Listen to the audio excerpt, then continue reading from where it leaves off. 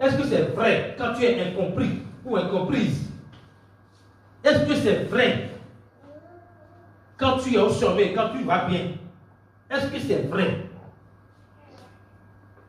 Est-ce que c'est vrai dans ton cœur que ce n'est plus toi qui vis, mais que c'est Christ qui vit en toi? Est-ce que c'est vrai?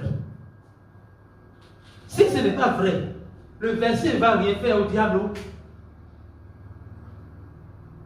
Tu vas dire, ce n'est plus moi qui vis, c'est Christ qui vit en moi. Mais dans ton cœur, tu as peur. Dans ton cœur, tu n'es pas sûr. Dans ton cœur, tu trembles. Le diable n'a pas peur des versets. Il a peur de la parole. La parole, c'est l'esprit. Alléluia. Donc, quand on vient dans la Bible, ce n'est pas une guerre de versets.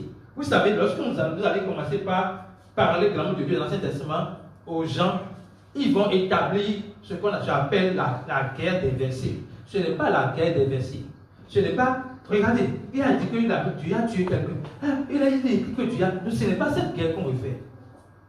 Nous avons c'est l'apôtre a dit.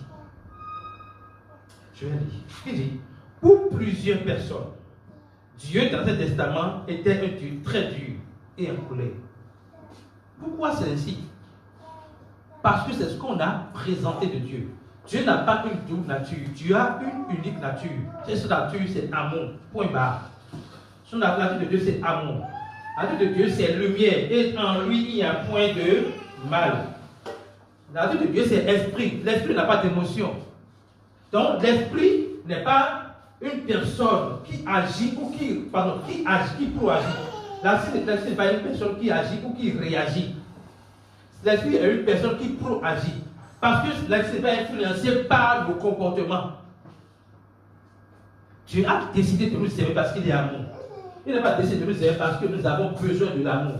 Mais il a décidé de nous servir parce que lui, il est amour. Et il sait que sans son amour, nous ne pouvons rien faire. Alléluia. Amen.